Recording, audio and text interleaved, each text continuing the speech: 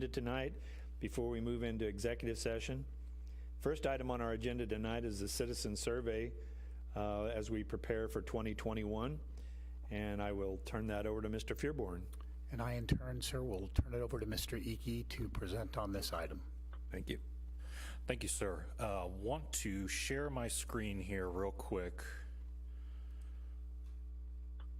Hopefully everyone will be able to see.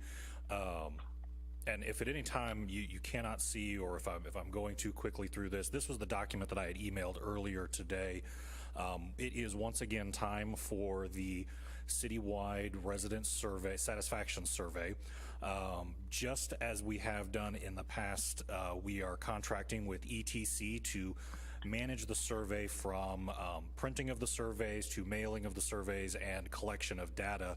This is to ensure that, one, all of the information and data is anonymous, but also ETC has been a great partner for the last 10 years in not only providing really high quality professional data analysis, but really getting us through the entire process, as well as not just randomly selecting citizens and residents, but really coming up with a truly scientific method for ensuring that the information that they're gathering provides the best information that we can at the city. So as I emailed you earlier today, and as that you'll see on your screen here, this is the 2019 citizen survey. Starting off with the very top, these are just the overall satisfaction with city services and just kind of the general feeling of kind of the measuring the overall satisfaction and mood of residents of kind of the 10,000 foot level. Really, we don't plan on changing many of these questions, especially as we get down into the individual city services such as public safety. A little further down, we also have questions about city maintenance, public works, community development, code enforcement, arts commission, communications. The reason we don't want to change these questions, especially with some of these sub-questions, how satisfied are you with the specific areas, is we have roughly 10 years of data of measuring levels of satisfaction, and it's become really valuable not only to us but also to ETC to be able to measure that and compare that in really the long term. So we can see, going back to the early 2000s, or I'm sorry, 2010 to now, how service levels have increased, or if we've made significant changes to things like our road maintenance or snow plowing. We're able to track those changes year after year on a long-term basis. Additionally, the long-term use of this data also allows us to benchmark against cities within the Kansas City metropolitan area, as well as cities nationwide.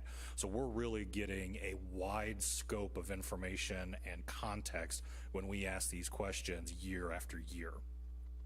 One of the things that we also are going to be looking at is scroll down to the bottom. If you remember back in 2019, following the community conversations, we asked a specific question.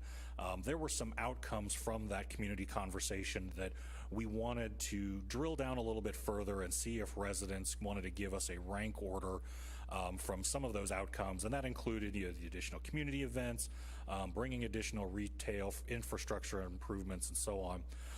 This question, because we've moved 2 years away from that community conversation, this will be one of the questions that we are suggesting we remove and move to one of the suggested questions that we have prepared, our staff has prepared for this survey. Our limitations on the number of questions is really based on the number of pages that we can print for a single survey. So right now we're limited to about 8 pages. If we were to increase the number of questions, we really would need to go from add another 4 pages, just as we would with a standard printing, like we do with the review. And so really we try to keep that to 8 pages for mailing purposes, as well as just ease of survey. You don't want residents sitting down necessarily for too long, otherwise you may see your response numbers go down if the survey itself becomes too long. They just don't take the amount of time that we would like someone to sit down and take a 45-minute survey. We really try to keep it as short as possible so that they still provide valuable feedback. And so while we don't have the ability to tack on too many additional questions, If we were to eliminate that question 22, staff does have a couple of questions that we would recommend based on recent, responses to COVID. Also with the upcoming use tax, we have several questions that we would like to ask residents that would help us as we go forward with our information campaign. So the two questions that staff is suggesting, the first question is really geared at, with the number of challenges that we encountered, we moved a lot of our services, especially with utility bill pay and some of the other Parks and Recreation program, we moved those online. And so what we wanted to survey and ask residents is if residents during the COVID-19 pandemic, how they would view the availability of services and kind of give us an idea of, did they see services go up or down? Were they happy with the services? The other question staff is recommending is, because of some of these services moving online, how likely would they be to continue using these services online versus returning to some of the in-person programming that we had done before the pandemic? Again, helps us with future programming, allows us to gauge the interest and satisfaction with some of these online tools that we've created and have found to be very successful currently. But we, again, just wanted another touch point, another data point to be able to go back and say that these are things that we want to continue using.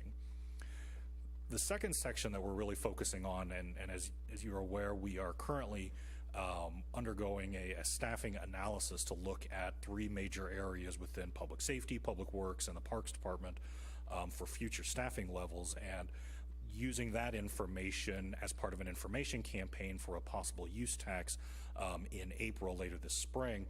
And so two of the questions that we are looking at is really just gauging the interest of those that'll be surveyed on their level of support for a use tax, and really helping frame and identify what a use tax is in the question. And so, being able to talk about online retailers and how this would affect them, but also ask residents if they would be supportive.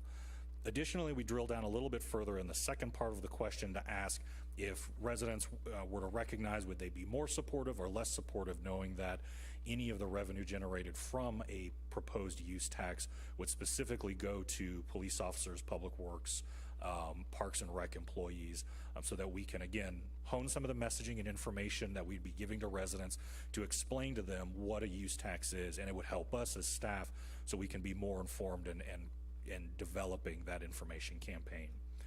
The final question that we are also looking at is, as we continue to see more and more interest in the Van Trust property on North Cass Parkway, one of the areas that we continue to receive questions from developers is, in the area of incentives or resources that we can provide to those developers. And so the last question here really looks at, if we were to develop or create any additional incentives or resources to attract those kind of businesses at that property, what specific area should we as city staff be looking at first, or in some variation of a rank order, when it comes to what that business is at that location?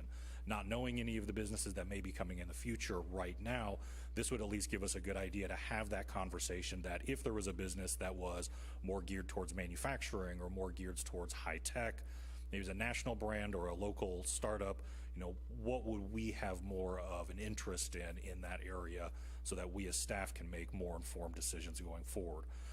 However, as I said as I started with our suggested questions, one of the things we have to keep in mind is we don't necessarily have an unlimited amount of space, and so my focus area, or my recommendation, would really focus, I believe, on the COVID questions as well as the use tax questions, but wanted to at least throw these all out there for council to consider, also take any feedback, or if there are other areas that we should start looking at.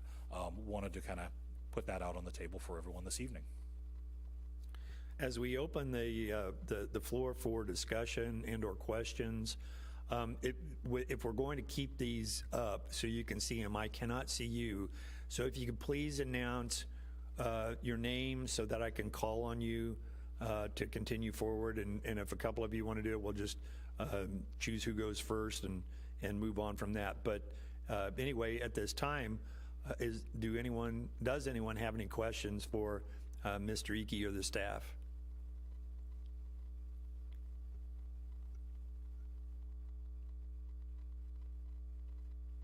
Mr. Mayor. Yes, Mr. Holman. Just a question for Mr. Icky. So you've got about what, 5 or 6 questions. I can't see the bottom ones again anymore, but how many of those, if we were to replace the ones you suggest, how much room do we have? In other words, if we're going to select from this list, how many would we select without getting into problems with going into additional pages? As I'm looking at just eyeballing some of the formatting on the 8 pages that we have available, if we were to eliminate question 22 and pare down one on the communications area, I believe we would have room for 4 of the questions. And so really the top 2, the COVID response questions and the use tax really would be probably our top priority, as those are kind of what we're going to have residents responding to immediately. But that I think those 4 would be the top right now. Okay, thank you. And we would be able to include all of them, do you think? I don't necessarily want to make any promises, but it certainly would. We could work with, make an effort. Yeah. Okay. Yeah, because I really like the first one that talks about creating a number of challenges, specifically rate the available services, and then would you continue to use it? And then, of course, the use tax, specifically as it relates to if you knew the revenue generated from this proposed use tax would be to provide additional hiring in those services, and I really like that. So I hope everybody else does too. But anyway, does anybody else have any input or questions? Mr. Mayor, it's Kevin Barber. Barber, huh? Yeah, thank you. Thank you, Mr. Icky. When I was looking at this today, actually, I was going to suggest that we get rid of question 22. I thought it wasn't focused enough. And so I'm kind of glad to see that we got some more focused survey questions, and I like those. And I agree with really, I wish we could get all 4 of them on there, because I do think the last one is important as well, because I think that's something that we kind of need to know what people are, their expectations are as far as that incentives. But another thing I just wanted to comment on, and this isn't to really garner any discussion or anything, just food for thought. I printed this out today and I took the survey myself, and we get surveyed to death. I mean, every time I use an app on my phone or do my banking or whatever, they want me to take a survey. When I call in for something, they want me to take a survey. Have we thought, because this is getting pretty long, and when you sit there and take it, you do kind of glaze over. You kind of have to stop and do it kind of in several. You can't just do. Couldn't do it all at once. That may be just my problem. But have we ever thought about maybe breaking the survey up and doing just pieces of it? And I don't want to do anything different now, because we're down the road here. But is there any thought the people that we hire to do this?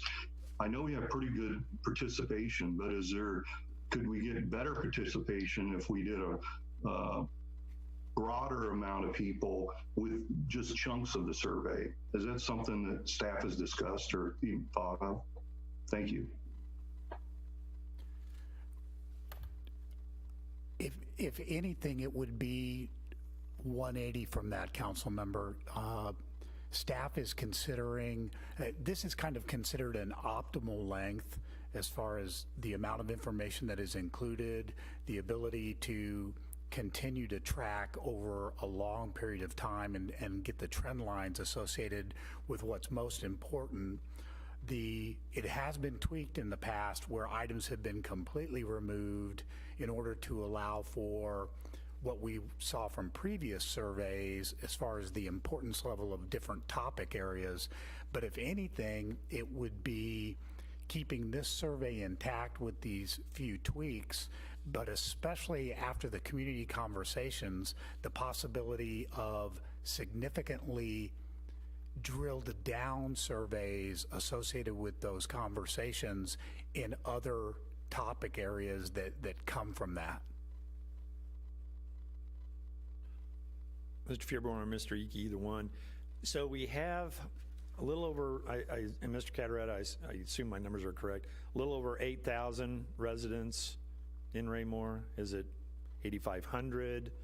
I mean, rooftop, about 8,500 plus. And I know that that ETC uses an algorithm to pick those households that receive the survey. So it's not like we're showing favoritism to any particular household who receives the survey. Would there be, would it harm us in any way to offer an incentivization like a $10 credit on their water bill or sewer bill or trash bill or whatever that would allow us to incentivize them returning the survey to us? Because we're not, you and I, none of us at City Hall are picking the household. So it would be, but there would be a degree of incentivization. Some of my surveys I get incentivize it for entering you into a contest or whatever. But I mean, is that, if we're trying to improve the return on the surveys, would anything like that be permissible or even legal? It would take away the anonymity of the survey. Well, that's true. And it would also, I have a feeling from a statistically valid standpoint, for instance, we are incentivizing homeowners but not apartment dwellers who live in the city. Sure, that's a good point. Just Okay. a couple of items right off the top of my head, sir. Sure. Mrs. Belgawad. Thank you, Mr. Mayor. I just wanted to share my opinions. I think that the first few questions that Mr. Eke shared are good ones to add. I do not agree with adding the last one about the Van Trust property, simply because I feel like, as just with my time on the council, we hear a lot from citizens.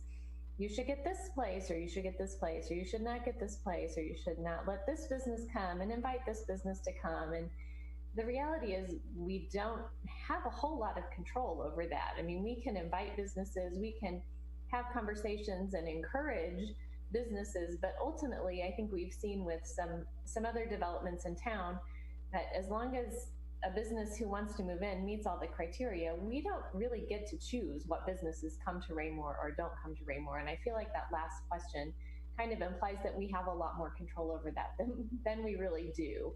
And I know as a council member that I have conversations with people about that quite often. So I would discourage us from putting that question on.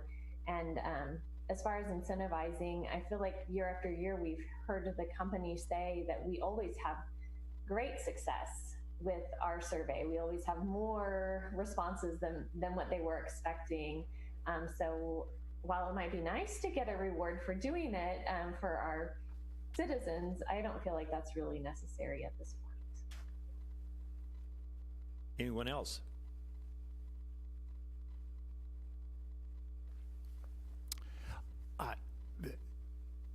To kind of respond to Councilmember Abdelgawad, I think that what you saw, basically the order that Mr. Eke provided those questions would be our priority. Sure.